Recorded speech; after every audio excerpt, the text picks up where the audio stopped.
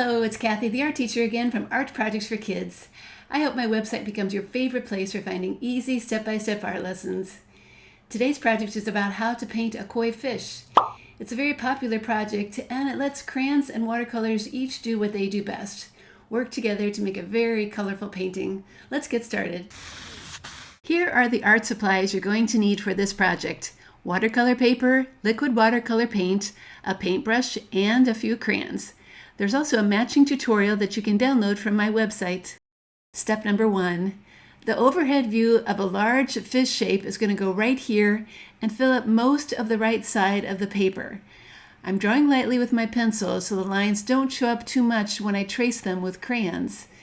If I had to describe the shape, it's kind of like a long stretched out teardrop. Step number 2. The fish on the left is going to be a little smaller and curve in the opposite direction. Try to draw it lightly too so that when you later trace it with a crayon, the lines are pretty easy to cover up. Step number 3. Add a large tail to the fish shape on the right. It goes at the top and is kind of pointy on the ends. This fish also gets a top fin that curves and follows the shape of the body.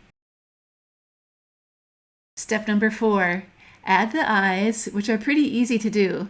Just draw some half circles on both sides of the head. Then add some side fins. They can be small, you're just seeing them from the top side. To finish the fish on the left, add a tail shape near the top there too. Then add a top fin the same way you did for the larger fish.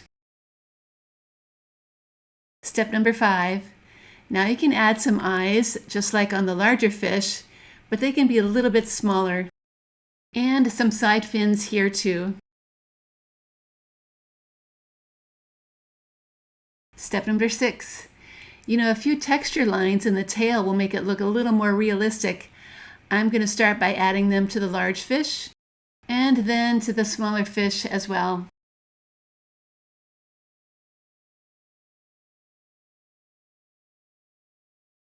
Step number 8.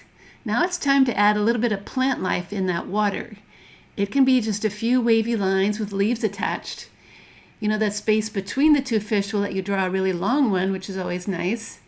Try to keep drawing lightly as you can so your crayon color has a better chance of covering up those gray lines. Step number 9. Okay, the drawing is done, so it's time to start tracing all those pencil lines with a crayon. The good news is that it makes your painting more colorful and helps to keep the paint color from running together too. I'm starting with a dark orange. It's going to go over all those fish lines. And then comes a quick fill-in with black for those half circle eyes.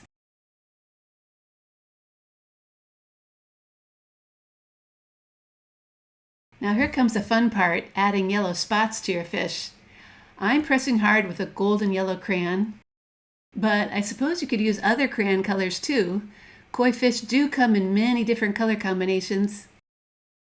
Now that plant also needs to get traced and colored in.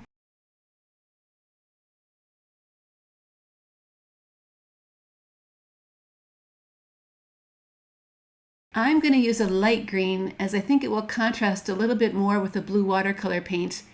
I'd like for it to show up as well as it can. And now comes something I call the mystery step.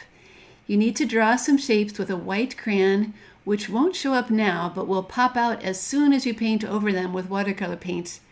I'm starting by pressing really hard to draw some circles to look like water bubbles. Then go back and add a few wavy water lines here and there. Just do your best at guessing where you want them to go. If you're not sure if you have enough, just try adding more. And now it is time to paint.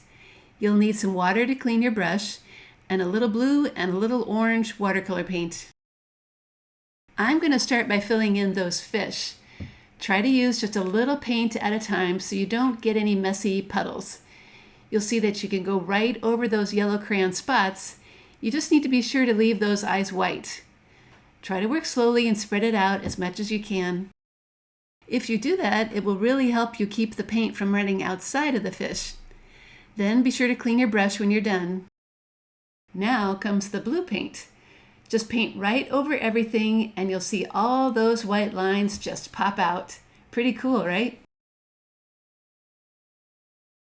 Be careful to spread the paint out here too so you keep any puddles from forming.